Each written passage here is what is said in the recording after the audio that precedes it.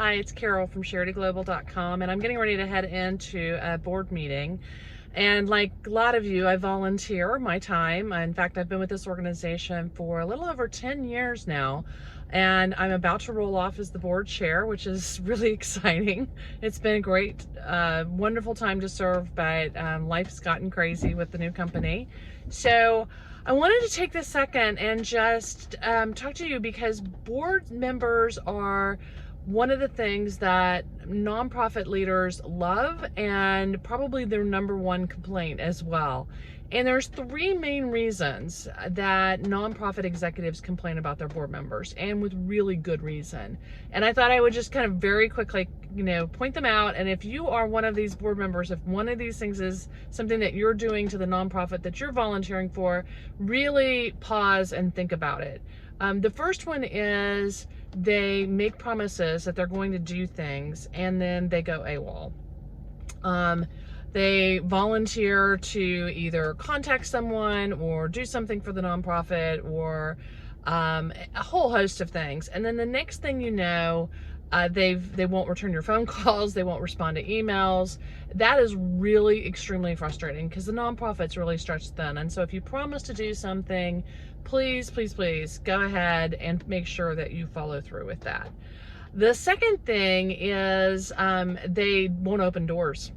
And if you're going to be on a nonprofit, it's really important that you care about that nonprofit and you care about it and believe in it enough that you're willing to open doors and introduce the people, the executive leadership, the development staff, whoever it might be, to people in your circle. That's why you're there. You're there to help them fundraise, to help them grow, to help them meet their mission. And so if you're not willing to open doors and write a check yourself, then do them a favor.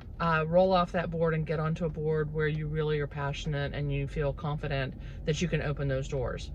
The final thing that really, really frustrates executive leadership, and it can really destroy a nonprofit, is when the board gets frustrated with the operations, or one board member gets frustrated with the operations and something that's going on inside the nonprofit, and then they step in and try to fix the problem. You hire an executive, and that executive is responsible for the day-to-day operations. If you are unhappy as a board member, your responsibility is to get rid of that executive and find someone who will run the organization in the way that the board feels that they should run it. If there's something going on, the last thing you should do as a board member is step in and start running the day-to-day operations, or second guessing, or even worse, supervising staff that should be reporting to the executive director or another staff member on the team.